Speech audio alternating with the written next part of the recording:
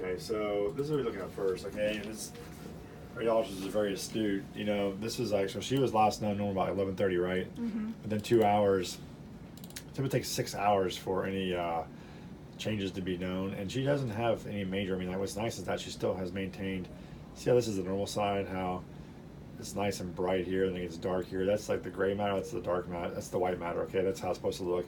And she has that too, but there are some changes, but it just could be, you know, edema basically. I mean, there's some swelling in the brain, Mm-hmm. but you can kind of pretty much still differentiate what's like the gray matter and what's that, but it's starting to get a little blurred, you know, Mm-hmm. compared to that side.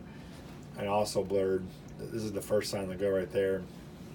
The next thing is we then look at this, the CTA head, okay, and this is how I know her neck's occluded. I'll put it up here. Yeah, okay, good.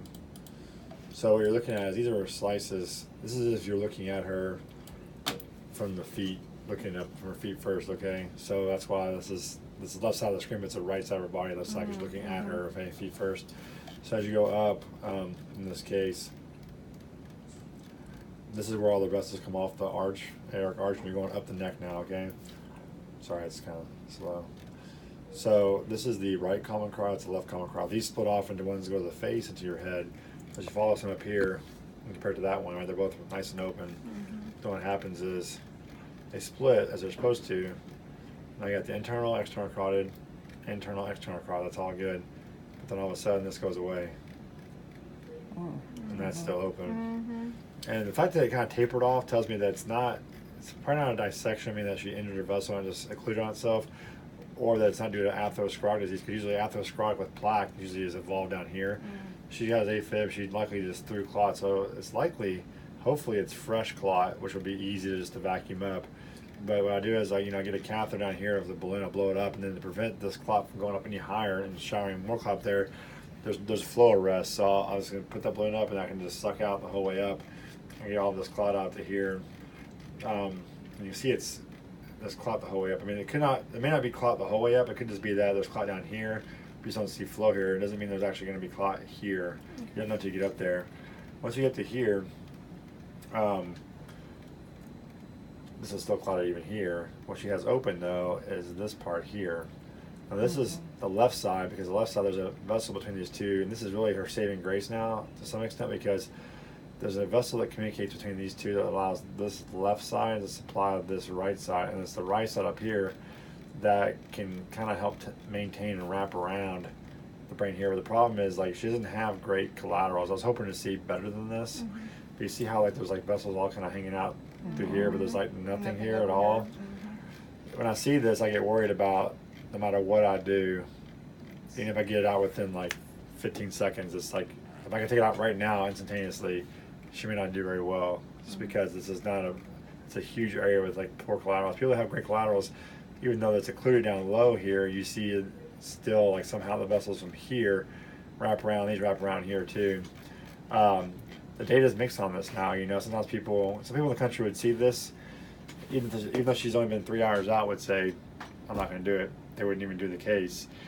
And that's right or wrong, it's hard to know at this point, because some people will argue that by doing the case, there's a chance that you could, if you increase flow to an area that's already dying, you make the edema, you make the swelling worse than it would have been. It's going to swell no matter what, you're making the swelling worse. Others say, the outcomes, just getting it open still is still better than having it totally cleared forever, you know what I mean? I'm kind of in that camp now, but that's still, the jury's kind of out still on that. It's hard for me as someone who's like so, we used to always use, before we had this, let me show this imaging here, by the way. Before we had this fancy imaging, and not everybody uses this imaging here, we have it here thankfully, and it's really good. But before we had this imaging, we just kind of had to just use this and say, oh, it looks like bad, But here's this dark stuff here. This is area, this is called the blood volume. This area is supposed to mean this brain is dead no matter what I do. Wow. That's a lot of brains. That is. That's a lot of brain dead. Yeah. And then the difference between that and that. Sorry, I'm gonna get that. I want to get these synced up, okay? Okay, so that's that. Let's get that right there. About. Gonna sync them up and then show you. What can be saved is what's the extra red outside the purple. Okay, so as I go up like this, see all that? Yeah. Yeah. And that's a little bit on the edge of there. and up here for sure. That's her sensory, basically. And there's a little bit back here too, and a little bit in the frontal lobe here. So all you look for like a difference in the red and the purple, and that's what they call the penumbra. That's brain that, like, she's acting now as if this is also dying and that's dying, because the flow's getting there in a delayed fashion. It's getting there still, so it's keeping the brain alive, as opposed to that part. This part's staying alive now because the flow's getting there. It's just getting there in a delayed fashion, but it's enough flow to keep the brain alive, but not enough flow to function normally. It's like this threshold between you can still keep your brain alive, but it's not enough to like maintain the function that part of the brain does. So so the goal is to get those areas saved. But what I fear is just that because it's such a big area, and I'm already seeing some swelling on the CT scan. It usually takes like 6 hours. It's already showing it in like 3 hours, you know. So I just hope that, you know, I really don't want to put a stent now. I shouldn't have to. I use a stent retriever now. That's how I use to pull the clot out. So it doesn't stay in there. There's no need for blood thinners on that. I was hoping that I get it out as fast as possible, and that this helps her in the end. That's basically the logic behind why we do what we do, and why she's still a candidate. But I haven't read the report yet, but I'm sure that someone said it's like a pretty large infarct, territorial infarct, yeah. So large area of infarct, yeah. Small penumbra, that's what I was just telling you. See, there's a small penumbra, peripheral penumbra. So yeah.